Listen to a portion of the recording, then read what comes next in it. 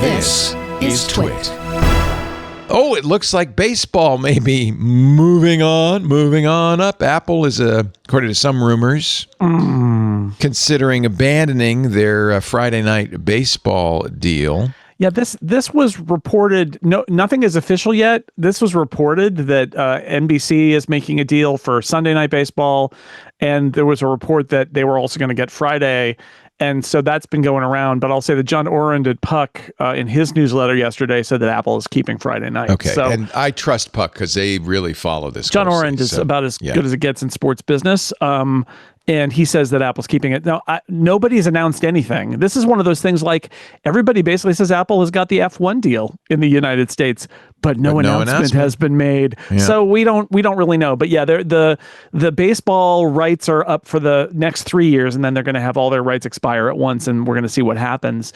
And it looks like Apple was in a conversation about Sunday Night Baseball, which is currently on ESPN, and ESPN dropped it.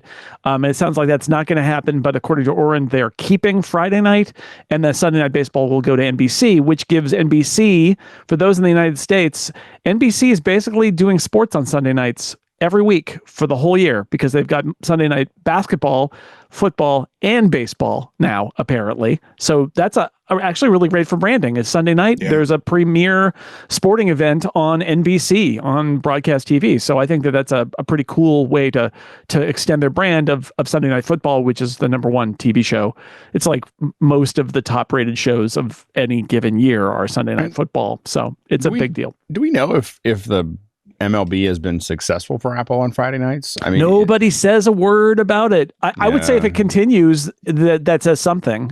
If it does continue with Apple, that it says something. I think Apple is viewing it as an experiment with sports. They're just seeing how it goes, just like MLS. Everything is a little experimental for Apple at this point. Yeah, I feel like there's just so much they could do. You know, like once you aren't tied down to broadcast, there's so much you could do, and it just feels like there's so little real progress that's happened they're just using MLB Network as their production team, and I wonder if that might change in a new deal. Doesn't ESPN now, didn't they just acquire MLB? No. ESPN acquired the NFL Network.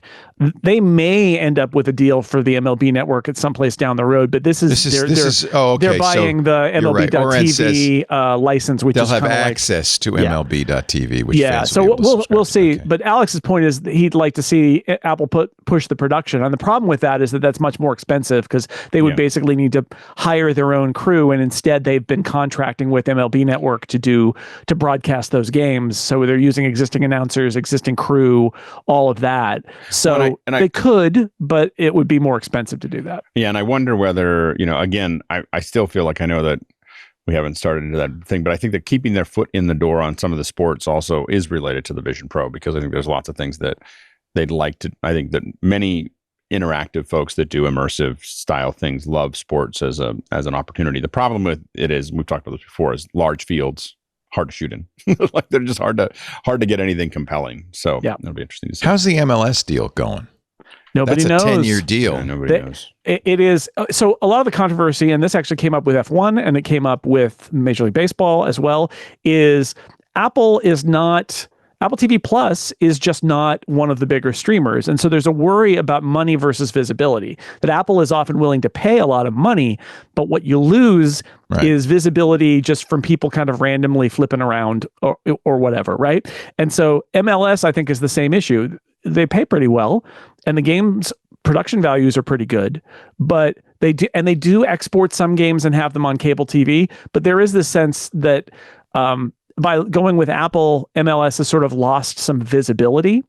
And that was the challenge with F1, right? ESPN would give them more visibility, but not as much money as Apple. And so they're going to go with that. I do wonder, though, over time, if visibility, you can do some visibility, but like we are in a streaming world. And so in some ways, the money, you take the money and see how it goes. So it sounds like MLS is pretty happy with Apple in a lot of ways, but I think there's a general sense in the league that they're not as visible as they used to be because everything is kind of locked behind Apple's paywall.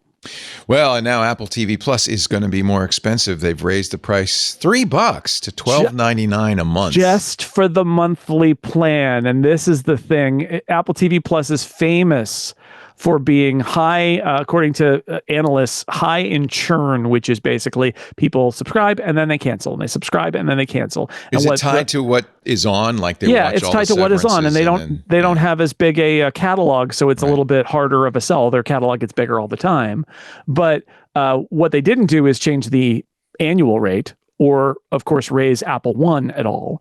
And so the thought process here is they're basically doing this to try and reduce churn. They're trying to give people a deal so that they can save on an annual plan and then commit to Apple for the year. And if you want to only do it, when I wrote about it's really this, just to discourage monthly subscriptions. Yeah, that's exactly it, because that discourages churn by making people make a longer commitment. It's a little like how it's cheaper to go across the Golden Gate Bridge if you're a local than if you're just a random person who drives through the toll plaza. Like a lot cheaper. You can, if you want to do it for a month, you can, but you're going to pay a lot more. The other thing that I think it does, and nobody's going to like to hear this, but I'm just going to put it out there, is the more you raise the price of, and we should say Apple is ad-free, right? And if you look at the prices of the ad-free plans of their competitors, Apple TV Plus is actually priced pretty well, because those prices are going up and up and up.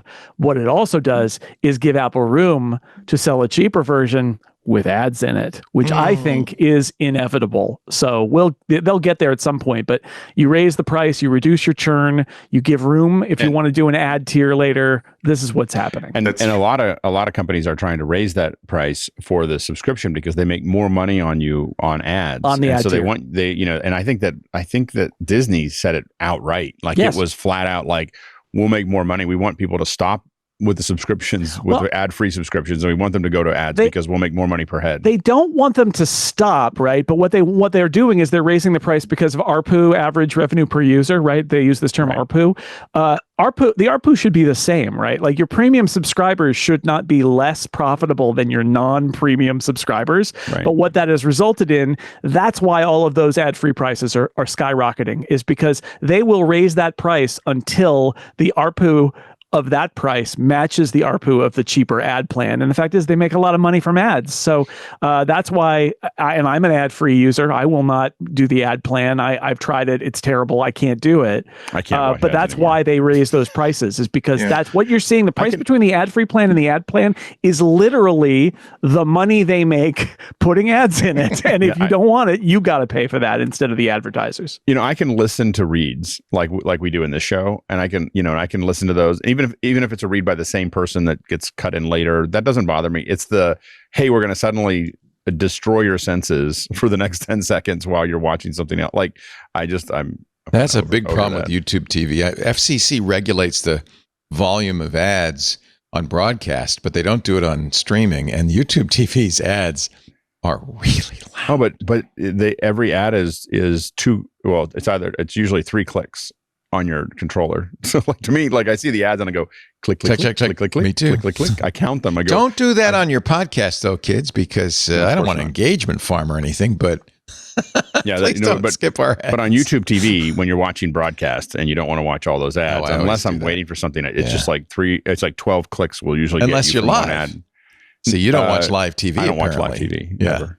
So because then I wouldn't be able to, like, literally I feel like I'm the price I pay for live, even like a Steeler game, I start 20 minutes late and then I go out and I take an hour for halftime and everything else, and that way I can always make sure that I can just jump. I even get my wife can't watch football with me because I skip between the plays. Man, I wouldn't.